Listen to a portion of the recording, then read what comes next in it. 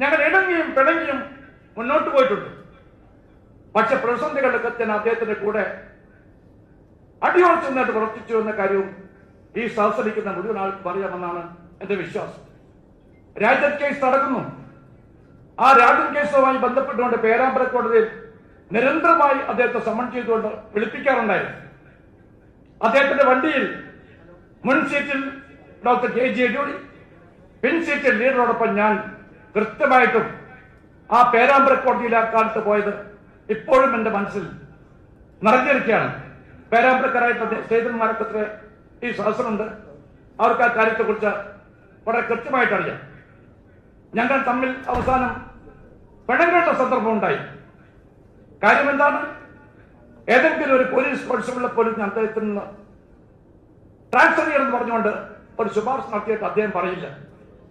അതുപോലെ എന്തെങ്കിലും സാമ്പത്തിക സഹായം അദ്ദേഹത്തെ ഞാൻ വാങ്ങിയെങ്കിലും പറഞ്ഞില്ല.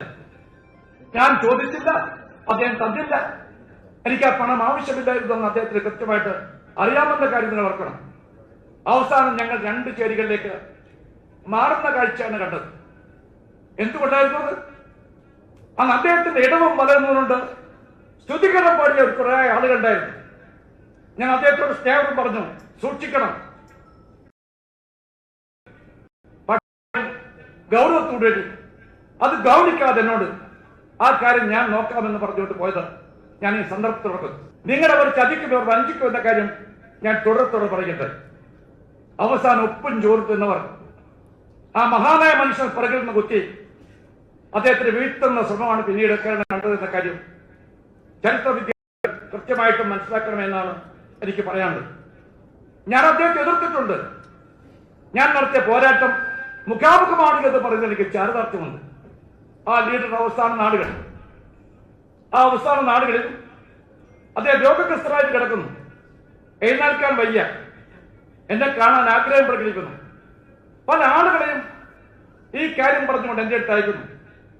ഞാൻ അദ്ദേഹത്തെ കാണാൻ കൂട്ടാക്കിയില്ല.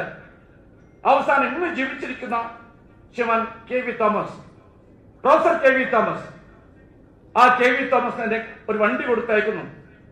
എനിക്ക് കാണണം, എന്റെ അന്ത്യാഭിലാഷമാണ് എന്ന് അവനോട് പറയുക എന്ന് പറഞ്ഞപ്പോഴാണ് ഞാൻ അദ്ദേഹത്തെ കാണാൻ പുറപ്പെട്ടു. അദ്ദേഹത്തെ കണ്ടപ്പോൾ അദ്ദേഹം സംസാരിക്കാൻ കഴിയില്ല. കിടക്കാൻ എഴുതാൻ സാധിക്കില്ല. ശബ്ദം വിഷമിച്ചുകൊണ്ടാണ് അദ്ദേഹം പുറപ്പെടുവിക്കുന്നത്. അത്തരമൊരു അവസ്ഥയിൽ അദ്ദേഹം വിഷമിച്ചുകൊണ്ട് പറയുന്നു, നമ്മുടെ രണ്ടുപേരെയും അകറ്റിയവരുടെ ഇന്നവരാണ് എന്ന കാര്യം പേരെടുത്ത് ശ്രീമാൻ കെ കരുണാകരൻ വിളിച്ചു കൂടിയ കാര്യം ഞാനിവിടെ പറയാൻ ആഗ്രഹിക്കുകയാണ്. ഇബ്രാഹിം കുട്ടിക്കല്ല, ദേശീയ നേതാവാണ്, പ്രിയപ്പെട്ട പ്രവീണിന്റെ കൂട്ടുകാരനാണ്. അതുപോലെ തന്നെ പിൽക്കാലത്ത് പ്രവീണിനും ഈ കാര്യം അറിയാം. ആരാണ് ലീഡർ ചതിച്ചു പോയെന്ന കാര്യം, എന്നെയും ലീഡറെയും രണ്ട് ക്യാമ്പുകളിലേക്ക് അയച്ചത് ആരാണ് എന്ന കാര്യം ലീഡർ കൃത്യമായിട്ടും ബോധിപ്പിച്ചിട്ടുണ്ട്. ഞാൻ ആ കാര്യത്തെക്കുറിച്ച് എന്റെ മാന്യത കൊണ്ട് അത് ഞാൻ പറയാൻ ആഗ്രഹിക്കില്ല. അത് ഒരുപാട് നന്ദികേട് എന്നെപ്പോലുള്ള ആളുകൾ ജീവിതത്തിൽ അനുഭവിച്ചിട്ടുണ്ട്.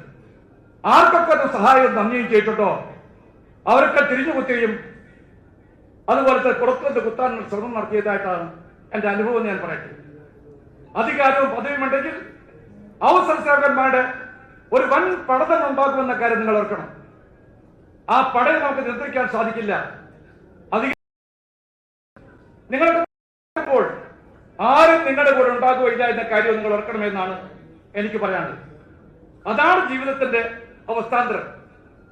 അത് മനസ്സിലാക്കിയാൽ നന്ദി എന്ന് മാത്രമേ ഈ വേദിയിരിക്കുന്ന മഹാന്മാരായ നേതാക്കളോട് എനിക്ക് പറയാനുള്ളൂ എന്നാണ് പറയാനുള്ളത്.